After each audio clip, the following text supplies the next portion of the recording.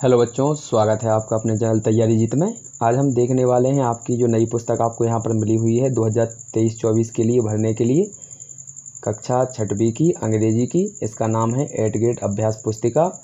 तो इसका हम हल देखने वाले हैं। ये 2000 आपको 23-24 में कंप्लीट करनी है। कक्षा 6 की आपकी अंग्रेजी विषय है।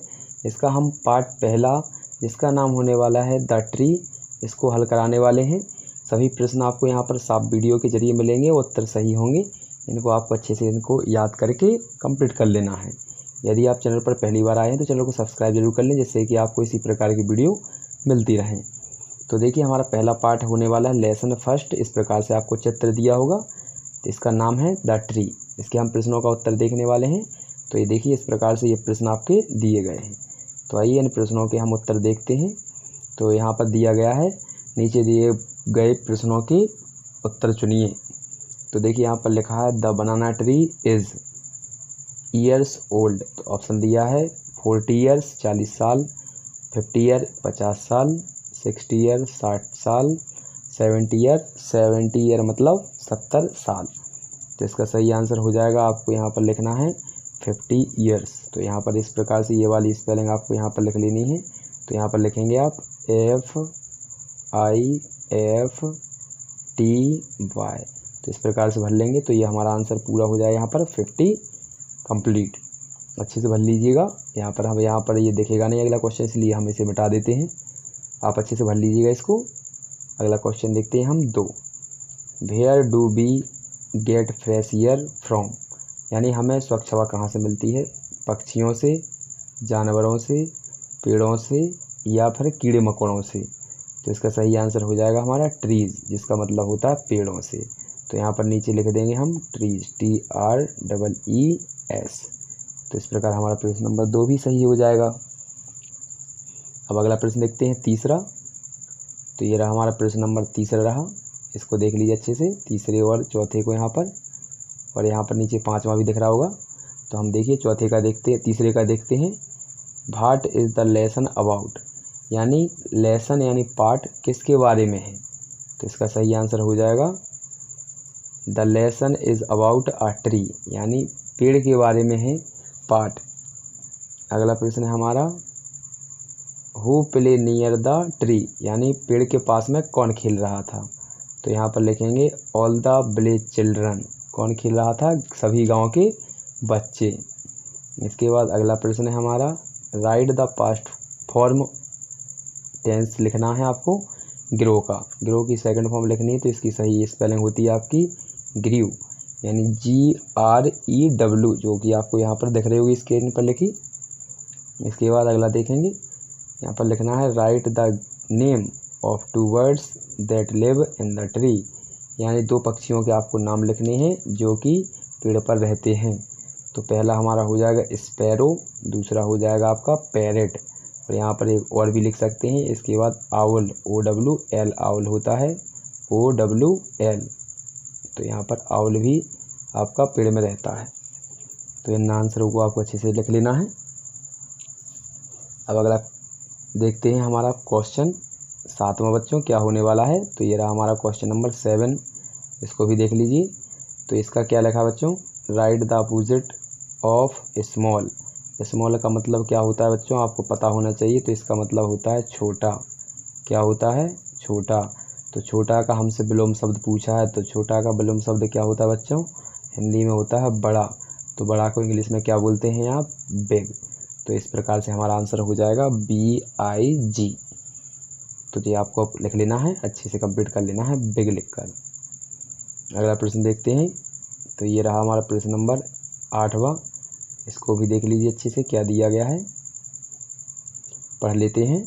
When do the passers by sit under the tree, यानी राहगीर पेड़ के नीचे कब बैठते हैं? तो देखिए, यहाँ पर देखेंगे the passers by sit under the tree to take rest. क्यों बैठते थे और कब बैठते थे? जब वो वहाँ से गुजरते थे तो आराम करने के लिए पेड़ के नीचे यहाँ बैठा करते थे। तो ये हमारे प्रश्न नंबर 8वें का हल हो चुका है बच्चों। अच्छे से इसको देखते चलना है।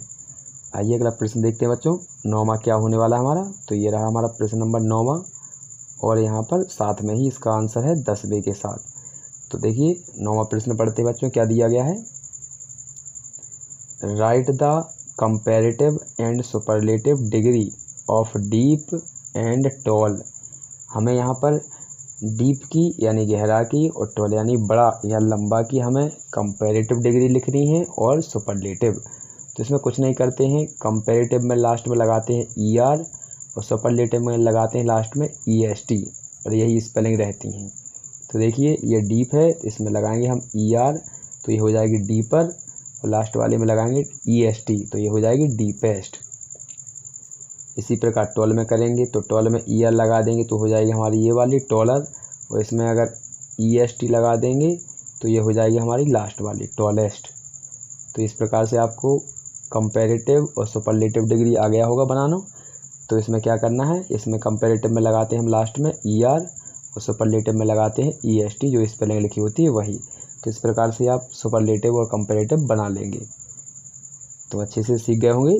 तो देखते चलिए बच्चों, अगला क्वेश्चन देख लेते हैं हम 10वां क्या होने वाला है। तो कंपैरेटिव में हमने बता ही दिया, इसमें ER लगता है तो कंपैरेटिव बनता है और EST लगता है तो सुपरलेटिव। ठीक है, अब क्वेश्चन अगला देख लेते हैं हम 10वां क्या दिया है। तो write the plural of children and branch. Child और ब्रांच, हमें इसमें चाइल्ड का और ब्रांच का बहुवचन लिखना है। तो चाइल्ड का बहुवचन होता है, आपको देखिए क्या होता है, यहाँ पर लिखेंगे हम CHILD। ये तो लिखा ही रहना है, इसमें लगाना है आपको REN। तो ये हो जाएगा चिल्ड्रन, ये हो जाएगा हमारा चिल्ड्रन। इसके बाद ब्रांच में कुछ नहीं करना है, आपको लास्ट में ES लगा देना है, BRANCHES, जो कि यहाँ पर आपको आंसर दिख रहे होंगे। तो अच्छे से लिख लीजिए इनको। अगला प्रश्न देखते हैं 11वां। तो ये रहा हमारा क्वेश्चन नंबर 11। इसमें क्या दिया गया देखिए अच्छे से। Rearrange the letters to the form meaningful words. यानी कुछ यहाँ पर ये शब्द दिए गए हैं, अंक दिए गए हैं, अक्षर दिए गए हैं, अल्फ़ाबेट दिए गए हैं। इनको आपको रीअरेंज करना है, यानी अच्छे व्यवस्थित क्रम में लगाना है और सही स्पेलिंग बनानी है। तो देखिए क्या दी गई हमारे यहाँ पर, इनको बनाते हैं। तो यहाँ पर देखिए ये हमारा स्पेलिंग है, ये वाला वर्ड दिया है, इससे हमारी जो स्पेलिंग बनने वाली हो जाएगी वो हो गई बनाना। कौन सी स्पेलिंग बनेगी, बनाना। तो स्पेलिंग बनेगी BANANA, तो ये हो जाएगी बनाना। इसके बाद इससे हमारी स्पेलिंग बनेगी, उसे बोलेंगे विलेज, VILLAGE। इससे हम बनाएंगे सीड और इस वाले से बनाएंगे आपको बल्ड। तो इस प्रकार से स्पेलिंग आपको बनाते चलना है। देखिए यहाँ पर सभी स्पेलिंगों के आंसर यहाँ पर आपको दिख रहे होंगे, अच्छे से इसको नोट डाउन कर लीजिए। तो पहले का हमारा बनाना बनेगा, दूसरे का विलेज, तीसरे का सीड, चौथे का बल्ड, पाँचवें का प्लांट, ठीक है। इसके बाद छठवें का स्विंग, सातवें का सैड, आठवें का आफ्टरनून, नौवें का एनिमल और लास्ट होगा आपका 10वां केयर। तो इस प्रकार से आपको ये भर लेना है। ये हमारा प्रश्न नंबर 9 यहाँ पर हो चुके हैं। 11वें क्वेश्चन का आंसर ये। तो ये हमारा प्रश्न नंबर 11वां था। इसके बाद हमारा जो प्रश्न अगला होने वाला है उसको भी देख लेते हैं बच्चों। तो ये है हमारा प्रश्न नंबर 12वां। तो इसका भी देख लीजिए answer. Right any 5 sentence about banyan tree. यानी बनियान ट्री के बारे या बरगद के पेड़ के बारे में कोई भी 5 वाक्य यहाँ पर लिखने हैं। तो देखिए बच्चों क्या क्या लिखे हैं। तो banyan tree is the national tree of India, यानी भारत का राष्ट्रीय वृक्ष है।